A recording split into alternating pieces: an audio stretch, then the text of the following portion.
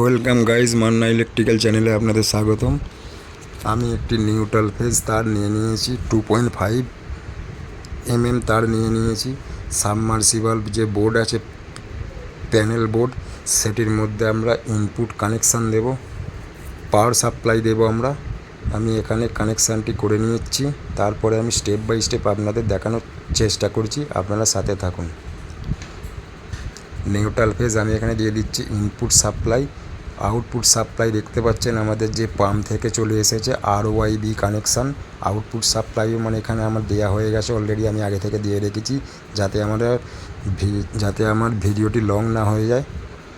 RYB connection আমি এখানে দিয়ে দিয়েছি মোটর থেকে, যেটি আমাদের ডাইরেক্ট চলে আসছে। আর এখানে ইনপুট সাপ্লাই যে আমাদের মেন যে নিউট্রাল ফেজ, সেটি হচ্ছে আমি এখানে দিয়ে দিয়েছি। ইয়েলো কালার তারটি দেখতে পাচ্ছেন 2.5 mm তার আমি দিয়ে দিয়েছি। এবার পুরো সেটআপ আমি এখানে দেখাচ্ছি।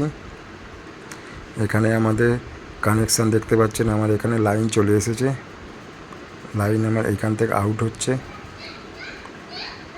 এখানে আমার একটি অটো কাট আছে, MCB আছে, 36 MFD ক্যাপাসিটার আছে, রানিং ক্যাপাসিটারের সাথে স্টার্টিং ক্যাপাসিটার জয়েন্ট আছে বা শর্ট আছে।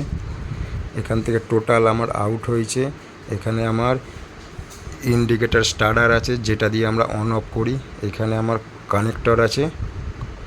এই পুরো টোটাল সেটআপ ভিডিও বা আমি কানেকশান কিভাবে কি করতে হয় যদি আপনারা দেখতে চান, তাহলে আমাকে সুন্দর করে একটা কমেন্ট করতে পারেন, তাহলে আমি আপনাদের পুরো ভিডিওটি লাইভ প্রুফ দেখাবো কানেকশান করে।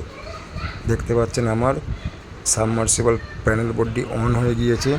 ভিডিওটি যদি আপনাদের কাজে আসে, একটুখানিও যদি ভালো লেগে থাকে, তাহলে আমার চ্যানেলটিকে সাবস্ক্রাইব করে রাখতে পারেন। অবশ্যই আপনারা এখানে আর্থিং কানেকশান অবশ্যই দেবেন, সুন্দর করে একটা লাইক দিতে পারেন।